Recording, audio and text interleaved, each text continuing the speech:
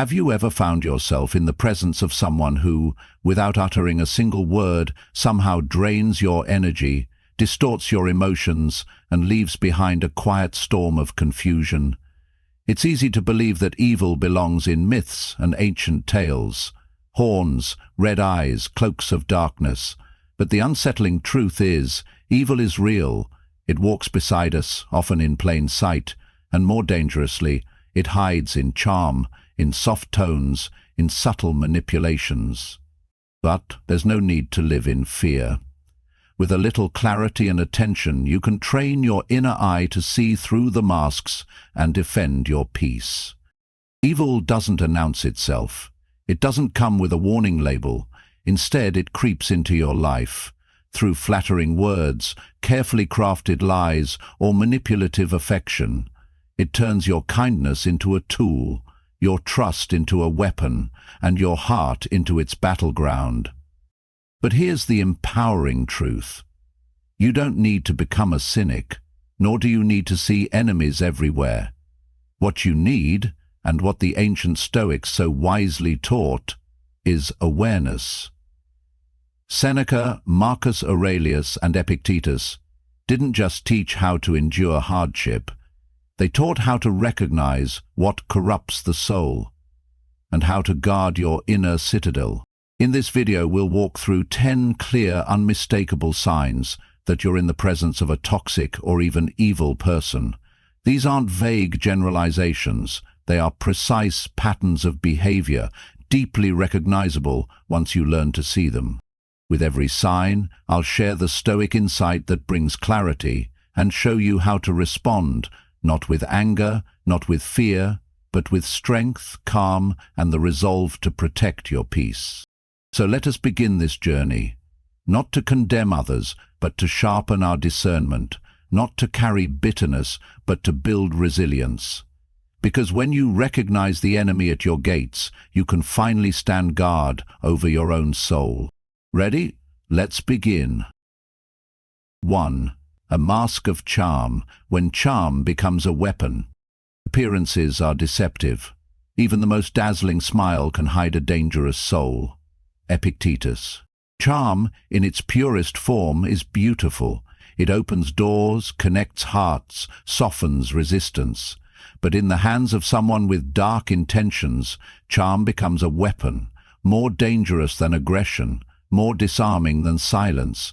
Because while anger alarms us, charm seduces us.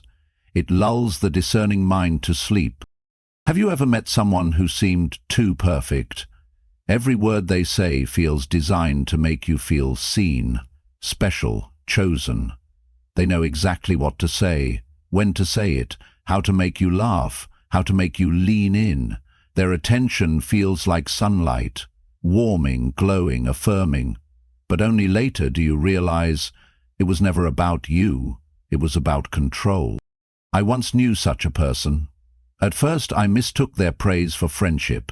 They complimented everyone, remembered birthdays, spoke eloquently of loyalty, kindness, virtue. People flocked to them. It felt like being in the orbit of someone magnetic. But then, slowly, the cracks began to show. I noticed that their compliments often came with conditions, subtle expectations of loyalty, agreement, obedience. And when someone no longer served a purpose, they vanished from that person's praise, replaced by cold distance or quiet sabotage. That's the thing about false charm. It flatters you, not because it sees your light, but because it wants to use it. It makes you feel elevated only to gain your trust, your access, your obedience. And when your usefulness expires, so does the warmth. Marcus Aurelius warned, "The soul becomes dyed with the color of its thoughts." Inauthentic people cannot hide forever. Their soul bleeds through, in how they treat those who offer them nothing, in how they behave when no one is watching, in the faint traces of contempt beneath their smiles. So how do we protect ourselves? The Stoic answer is simple but not easy. Do not be blinded by words. Study actions. Observe with detachment. Trust the feeling beneath the surface. A genuinely good person does not need to perform their goodness. It radiates effortlessly. Their kindness is not contingent. Their interest is not transactional. They do not speak in ways that seek to bind you. They speak to uplift, even if it means letting you go. And yet, the world will always have those who wear masks, not out of fear, but strategy. They curate personas, rehearse empathy and craft affection like a script. The Stoics teach us not to judge too quickly, but also not to ignore what we see, because wisdom lives in the tension between compassion and discernment. If you feel strangely flattered, yet slightly uneasy, pay attention. That contradiction is your soul whispering truth before your mind can rationalize it away. You don't need to call them out. You don't need to create conflict. You only need to step back, quietly reclaim your perspective, and choose truth over illusion. Remember, authentic light never needs a spotlight, and those who love you will never need to charm you into submission. They will meet you with clarity, honesty, and respect. Let charm dazzle others. You seek character. 2. Constant manipulation. When control hides under the mask of care. Seneca once warned, "He who has many fears also has many things to manipulate." It wasn't merely a reflection on fear, but a piercing insight into how the tools of the malicious are often forged from your own insecurities. Manipulative people do not thrive on integrity. They do not build trust, nor do they seek truth. Instead, they mold reality like clay in their hands, shaping your perception so subtly that you begin to doubt your own senses. I once worked with someone I initially trusted, a colleague whose praise seemed warm, whose words felt like encouragement. In meetings, he'd publicly lift me up, highlighting my contributions and offering compliments that made me feel seen. But over time, I noticed a strange shift. Behind closed doors, quiet narratives began to emerge, distorted versions of events, exaggerated mistakes, whispered doubts shared with those in power. When I finally confronted him, he smiled calmly and said he was only trying to help. And for a moment, I believed him. I began to question myself. Am I being too sensitive? Am I truly not as competent as I thought? That's the genius of manipulation. It makes you participate in your own erasure. These individuals don't seek connection, they seek control.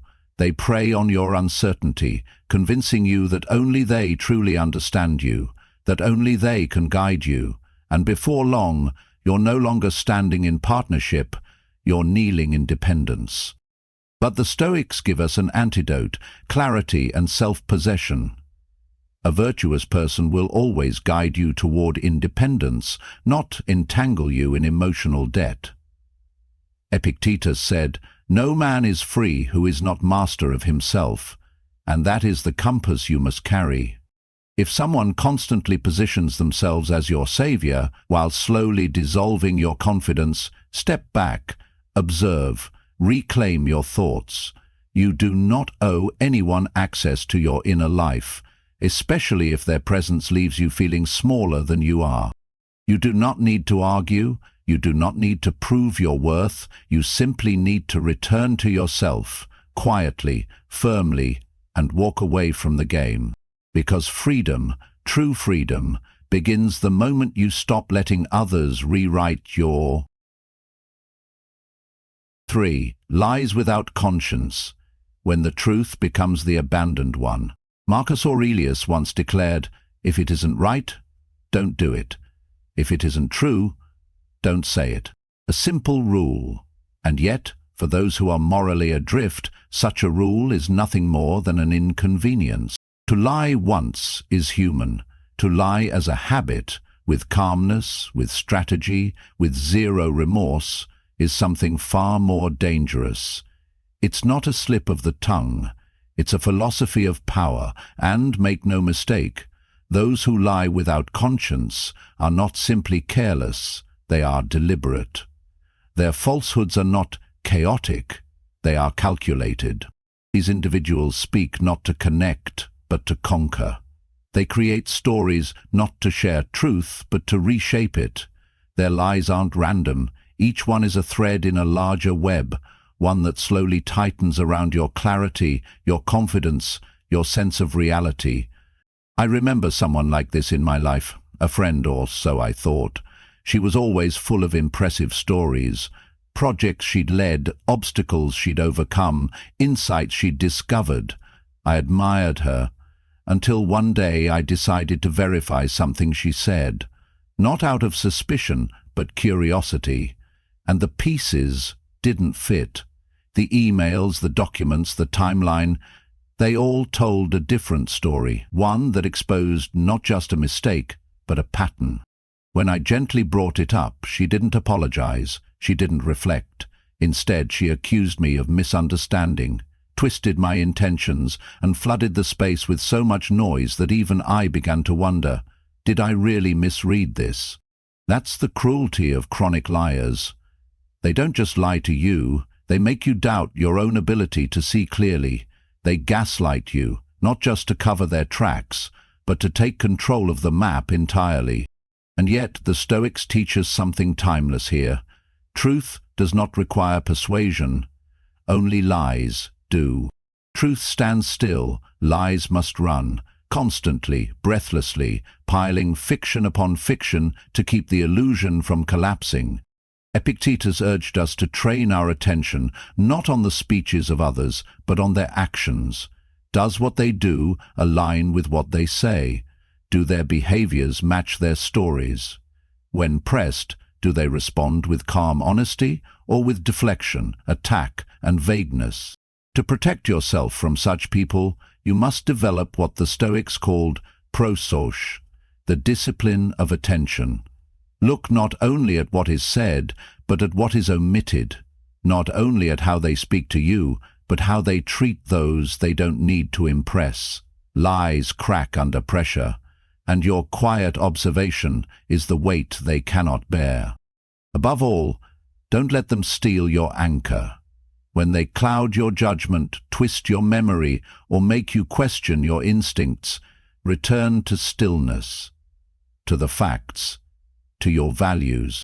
You don't need to argue with liars. You don't need to expose them to the world.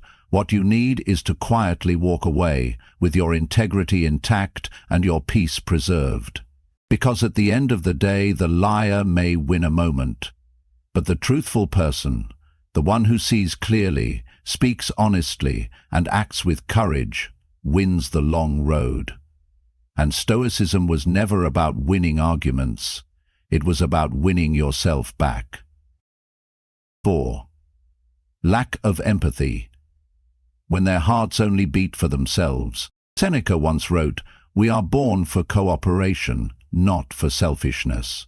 Humans are by nature social beings, wired not only to survive together, but to feel together.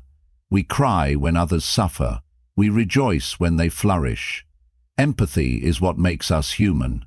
And yet some choose to live as if they were carved from cold stone. The truly toxic do not lack intelligence, they lack heart. It is not that they cannot understand your pain, it's that they do not care to. Their concern appears only when it serves their interest, and vanishes the moment your struggle becomes an inconvenience. Have you ever opened up to someone, shared something raw, personal, painful, and received not compassion but competition? You speak of a difficult day, they interrupt to talk about theirs. You show vulnerability, they meet it with cold logic, sarcasm, or worse, silent disdain. This isn't just emotional immaturity, it's emotional vacancy. I once sat across from a person I considered a close friend. I told them about something that had shaken me deeply, a loss I hadn't shared with many. Their eyes didn't change, their tones stayed flat, and before long the conversation had turned back to them, their plans, their stress, their narrative. My pain had been absorbed and discarded, like background noise. In that moment, I realized something Stoicism had long taught, but I hadn't yet felt. Not every ear that listens is a heart that cares. The Stoics did not romanticize kindness. They saw it as a virtue grounded in reason. And reason, they believed, should guide us to understand and support one another. Epictetus said, "What is the fruit of these teachings? A mind that is no longer deceived by appearances, and a heart that is open only to what is good." Lack of empathy is not just a flaw, it is a warning. Because when someone cannot meet your sorrow with presence, they will not meet your joy with sincerity either. Your wins will be tolerated, not celebrated. Your pain will be used, not held.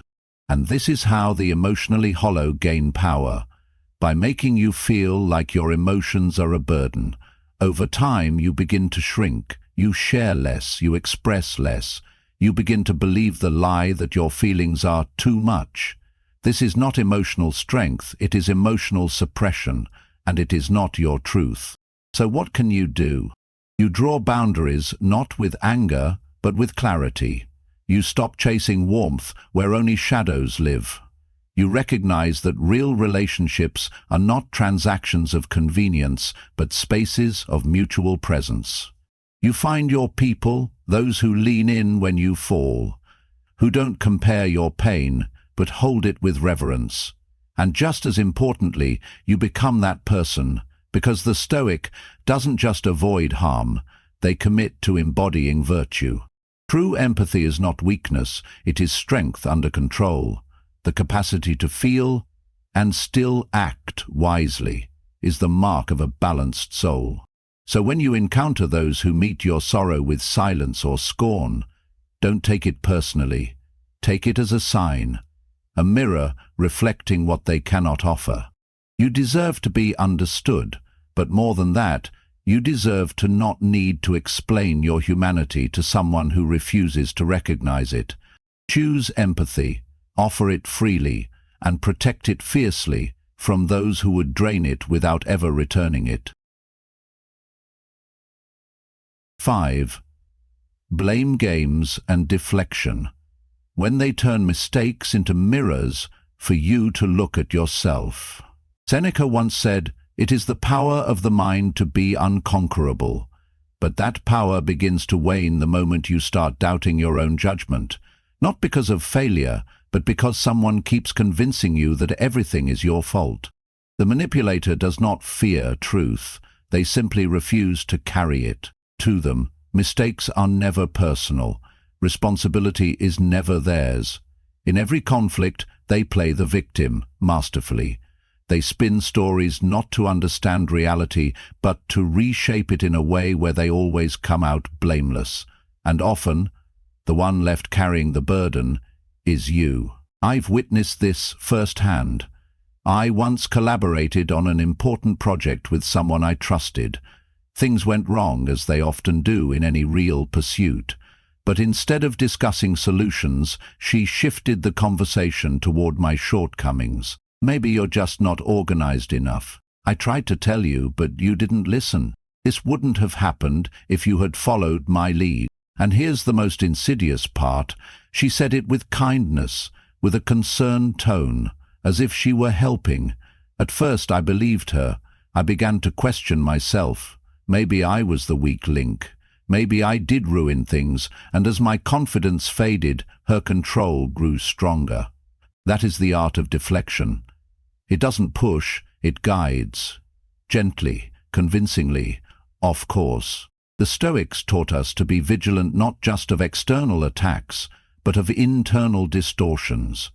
Marcus Aurelius reminded us, "If someone can prove me wrong and show me my mistake, I will gladly change. For I seek the truth, by which no one was ever truly harmed." But what if the truth is not being sought? What if you are being lured into a narrative designed to keep you uncertain, compliant, and quiet? The manipulator excels at emotional sleight of hand. They sow confusion. They appeal to your kindness, your empathy, your guilt. And before long, you begin apologizing for wounds you didn't inflict, shrinking to fit an image that was never yours to hold. Here's what the Stoic would say: facts over feelings, always. Ask yourself, when things go wrong, Do they ever own their part? Do their stories change depending on who's listening? Do you leave conversations feeling unclear, blamed, or emotionally foggy? If so, you're not in a dialogue, you're in a defense trial you never signed up for. But there is a way out. You don't fight fiction with louder fiction. You don't beg them to admit what they won't even see. Instead, you anchor yourself in objective truth, in your memory, your values, your perception. You say, "That's not how I remember it. I take responsibility for my part, but not for yours." Let's talk about what we can do, not just who to blame. And when these boundaries are dismissed or twisted, you walk away, not out of weakness, but out of strength. Because you know that integrity doesn't require applause. It simply requires that you don't betray yourself to preserve someone else's illusion. Stoicism teaches us that peace does not mean the absence of conflict. It means the presence of clarity, and clarity is not something you will ever find in the hands of someone who constantly rewrites the truth to escape their own reflection. So choose honesty, choose ownership, choose to live without the need to absorb someone else's shame. Because while they play the game of blame, you have a higher task, to remain sovereign over your own mind, and fiercely loyal to what is real. 6. The hunger for control. When they don't love you, but only love controlling you. Marcus Aurelius once said, "You have power over your mind, not outside events. Realize this, and you will find strength." And yet, those who hunger for control know exactly where to strike, not at your body, but at your mind. Because they understand that if they can shape your thoughts, they no longer need to force your actions. You will surrender them willingly. Control to them is not a tool, it is an obsession. It's woven into every interaction. At first it appears as kindness, guidance, advice. They tell you they just want the best for you, and perhaps in the beginning you believe them. You feel grateful for their presence, their structure, their certainty. But control does not show its true face at the beginning. It waits, patiently, for your guard to lower, and when it does, it doesn't roar, it whispers. It corrects your decisions subtly, questions your instincts, offers you better options that just happen to align with their agenda, until slowly your life becomes a reflection of someone else's vision. I once walked beside someone like this. Their words were gentle, their presence constant. At first I saw them as a mentor, a guiding light, but over time I began to feel small in my own choices. Every time I tried to act independently, they found a way to make me doubt it. "Are you sure that's the right move? I'm just worried you might mess this up. Let me take care of it, it's safer that way." And so I let them, again and again, not because I was weak, but because I had been slowly convinced that I could not trust myself. That's the mastery of the controlling soul. They don't chain you, they convince you to build the cage yourself. But Stoicism rejects this prison. Epictetus taught that freedom is the only worthy goal, and it is won not by resisting others, but by reclaiming the power over our own judgments. A Stoic does not fear control, but they recognize when their autonomy is being quietly eroded. The person who truly cares for you does not want to own your decisions. They want to see you own them yourself. They do not clip your wings to keep you safe. They show you how to fly without crashing.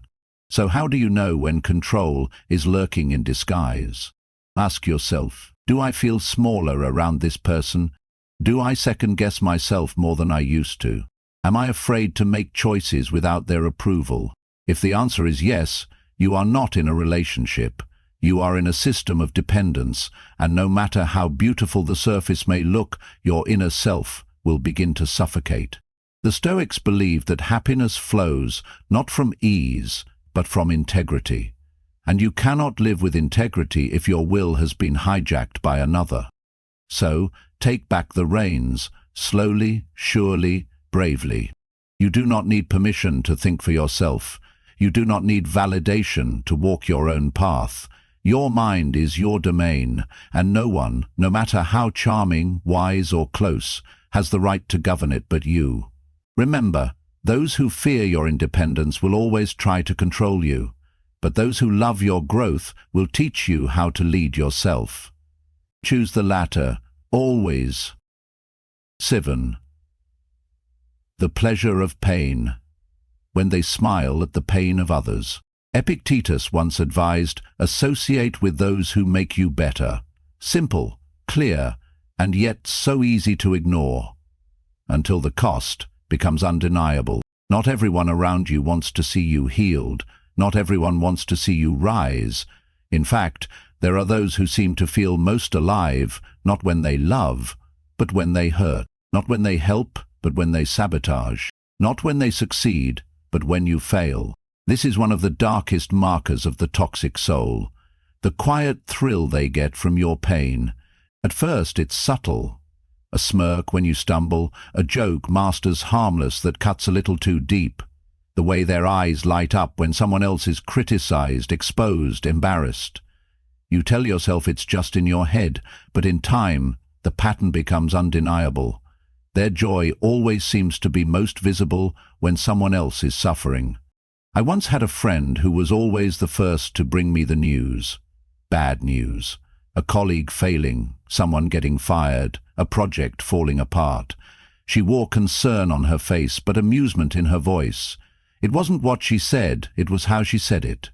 Her words were coated in sugar, but her spirit tasted of something sour. And when it was me going through hardship, she was suddenly present, helpful even, but too present, too interested, as if my misfortune had somehow become her entertainment. This is a sickness of the soul, and it is far more common than we like to admit. Seneca once wrote, "No man is more unhappy than he who never faces adversity." But these individuals do not seek adversity to grow, they seek it in others to feel powerful. Your pain becomes their pedestal, your fall becomes their comfort. Why? Because deep inside they are hollow. They have built no inner structure. Their self-worth is not rooted in effort but in comparison.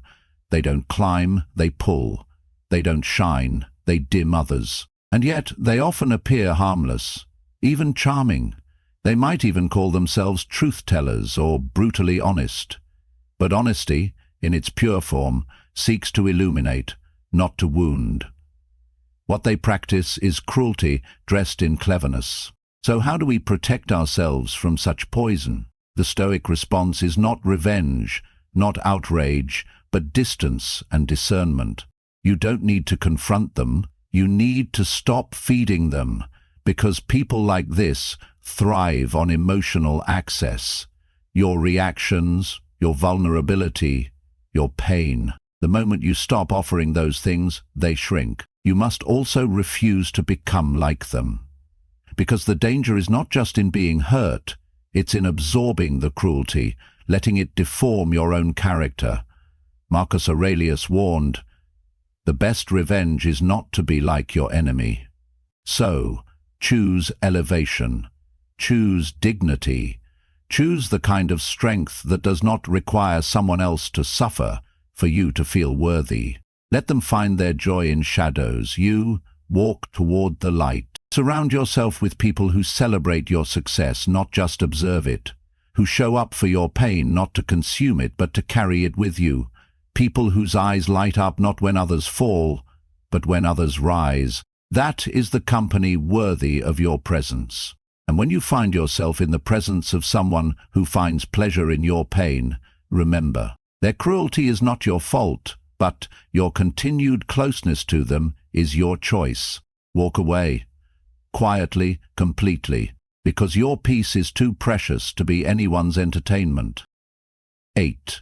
Unrepentant heart, because they never thought they were wrong. Marcus Aurelius once said, "Waste no more time arguing what a good man should be one." But there are those who spend a lifetime doing just the opposite, arguing, justifying, blaming, anything but owning. The final and perhaps most dangerous sign of a toxic person is this: they do not change, not because they can't, but because they refuse to. They live in a fortress built of excuses. Every crack in the wall is patched with blame. Every broken relationship, someone else's fault. Every hurt caused, misunderstood. Every confrontation, an attack. They are always the misunderstood one, the victim, the exception. You confront them, calmly, honestly. They interrupt, deflect, twist your words, accuse you of being too sensitive or too dramatic. And when they finally go silent, it's not reflection, it's calculation. Waiting to turn the narrative in their favor again. I've known such people. I've sat across from them, offered compassion, invited dialogue, even bent my own integrity in the hope they'd meet me halfway. But they never did, not once, because for them, to apologize is to lose, to reflect is to risk shame, to change is to admit they were never perfect to begin with. The Stoics understood this well.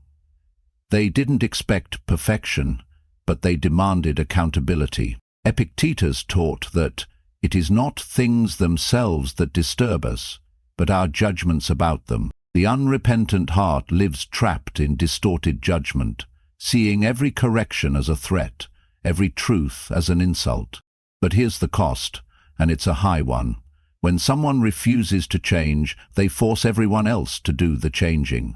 You begin adjusting your words to avoid their outbursts. You walk on eggshells around their defensiveness. You lower your expectations. You silence your truth. And before long, you are no longer yourself. You are a version of yourself that survives in their presence. That is not peace. That is self-abandonment. So what do we do when faced with the unrepentant? We don't try to change them. That is not our burden. We don't argue endlessly, hoping for the moment they finally get it. That moment may never come. Instead, we accept the truth that growth is a door that only opens from the inside, and some people will never turn the handle. And then we walk away, not in anger, not in hatred, but in honor, to ourselves, to our peace, to the life we are still building. Forgiveness does not always mean reconciliation. You can release the weight of resentment without reopening the door. You can wish someone healing from afar. The Stoics taught us that the only thing we control is our own character. So let us focus there. Let us be the ones who own our shadows, who apologize when needed, who listen when corrected, and who choose change over pride. Because if there's one thing more powerful than never making a mistake, it's having the courage to admit one and the strength to become better because of it. And if someone cannot meet you in that space of honesty and humility, let that be their journey. Yours continues, stronger, lighter, freer. 9. Isolation as a weapon, when they separate you before controlling you. Marcus Aurelius once reflected, "What brings no benefit to the hive brings no benefit to the bee." He understood a truth we often forget. We are not meant to stand alone. Our strength, our resilience, our clarity, they are born in connection. And that is precisely why those who seek to control you will always try to isolate you first.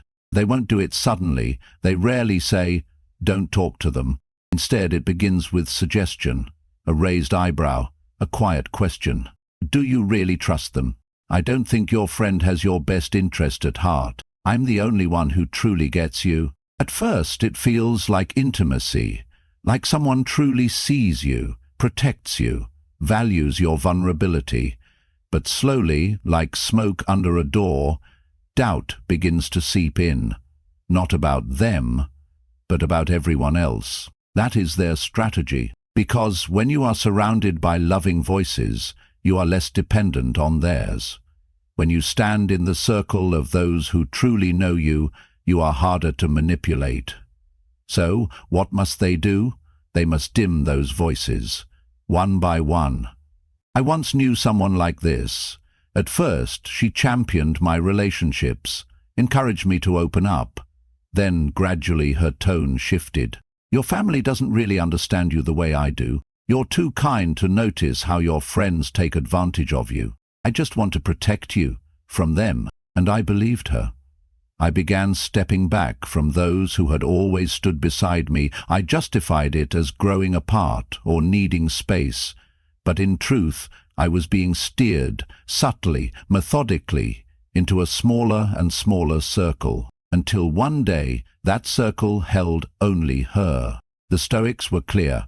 Isolation is not a virtue. Solitude can nourish the soul, but forced loneliness is a tool of tyranny. Epictetus reminded us that we are not alone in this world. We are threads in a larger tapestry. To sever you from that tapestry is to unravel your strength. So how do you know when isolation is being used as a weapon? Ask yourself, do I feel increasingly distant from people I once trusted? Have I begun to doubt everyone except this one person? Do they encourage independence or quietly discourage it? A virtuous companion will strengthen your relationships, not replace them. They will help you see more clearly, not through their eyes, but through your own. They will not say, "You only need me." They will say, "You are never alone." And if you find yourself drifting away from your community, from your roots, from your own clarity, pause. Call someone you haven't in a while. Reconnect with a voice that doesn't want anything from you. Step outside the echo chamber and breathe. Because the greatest antidote to manipulation is belonging. Not forced loyalty, not dependency disguised as love, but authentic, imperfect, human connection. Marcus Aurelius reminded us that we are made for one another. Let no one convince you otherwise. Those who truly love you will not isolate you. They will celebrate your circle, not shrink it. And when someone starts drawing lines that separate you from the people who remind you of who you are, draw your own line, around your heart, around your values, around your freedom. Because the more they try to shrink your world, the more important it is that you expand your presence, with people, with truth, and with the quiet, resilient wisdom that says, "I belong to no one, but I am never alone." 10. Jealousy in disguise. When jealousy disguises itself as compliments and advice. Seneca once warned, "Envy is the ulcer of the soul." Unlike anger, which bursts forth in flames, envy seeps like a slow poison, silent, subtle, and disguised as care. Not all enemies scream. Some smile, some clap when you win, but flinch inside. Some offer advice that sounds helpful, but lands like a stone in your chest. These are the most dangerous, because they do not attack you openly, they erode you gently. Envy in disguise rarely says, "I don't want you to succeed." It says, "That's amazing, but don't get too confident." It says, "I'm happy for you, but maybe aim a bit higher next time." It says, "You're really talented, though I heard someone else did it better." It comes as concern. It wears the mask of mentorship. It disguises itself as tough love, humility, or keeping you grounded. But what it truly fears is your light. I remember a person like this in my life. Every time I achieved something meaningful, they were quick to acknowledge it and quicker to downplay it. After a major milestone, they'd smile and say, "Proud of you, just don't let it get to your head." Or, "You've done well, though honestly, I thought you'd go even further." At first, I thought they were pushing me to grow, but eventually I saw the pattern. No success of mine was ever allowed to stand on its own. It always had to be chipped, qualified, shaded. That's the signature of disguised envy. It cannot celebrate you without inserting itself. Marcus Aurelius reminds us, "The opinion of 10,000 men is of no value if none of them know themselves." And herein lies the truth. The envious soul does not hate you, it hates what you reflect back to them. Your confidence reveals their doubt. Your progress reminds them of their stagnation. Your joy disrupts the quiet misery they've learned to live with.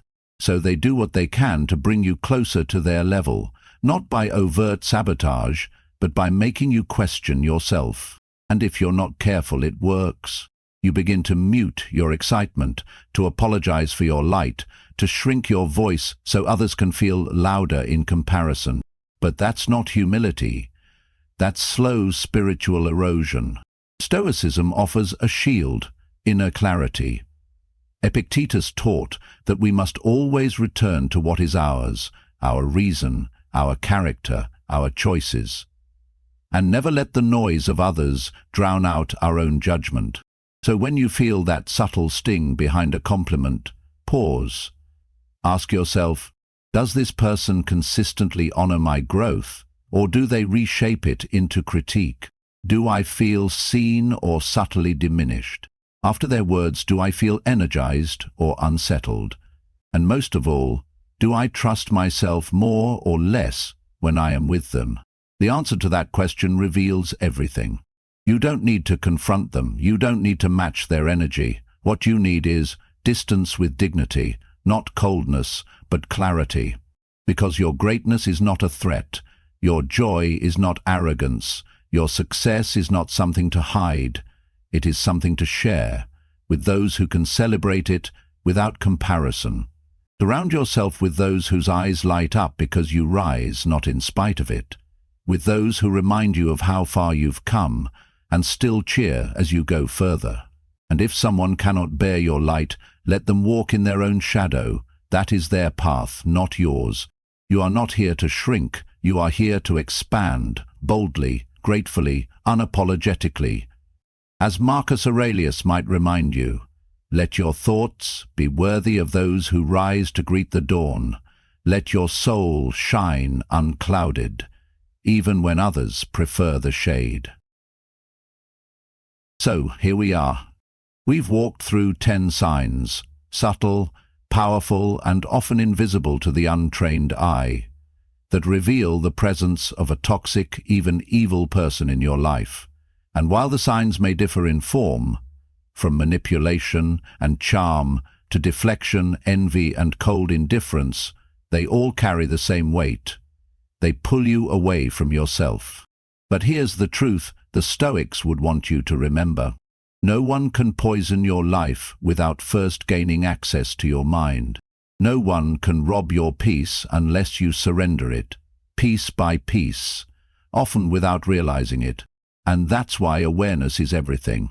Marcus Aurelius reminded us, you have power over your mind, not outside events. Realize this, and you will find strength. That strength does not come from confrontation. It does not come from fixing toxic people. It comes from clarity, the ability to recognize what dims your soul and the courage to walk away from it. Because toxic people do not need your energy. They need your confusion, your guilt, your hesitation. The moment you become clear, truly clear, they lose their grip. So, protect your clarity like a sacred fire. Guard your peace like a soldier guards a fortress. And above all, choose relationships that reflect truth, virtue, and mutual elevation. Let the manipulators twist themselves in webs of lies. Let the envious drown in the echo of their own insecurity. Let the unrepentant remain unchanged, not out of hate, but out of respect for your own evolution. Your duty is not to carry them. Your duty is to become so anchored in your own character, your own integrity, your own path, that no storm they bring can shake you. Because in the end, Stoicism is not just philosophy. It is a posture of the soul, a refusal to bow to chaos, a quiet vow to remain sovereign over your thoughts, a discipline of the heart that says, here, in this mind, there is peace, and I will not trade it for anyone's approval. So let this be your practice. Notice the signs, name them honestly, and then walk forward, not in fear, not in bitterness, but in freedom.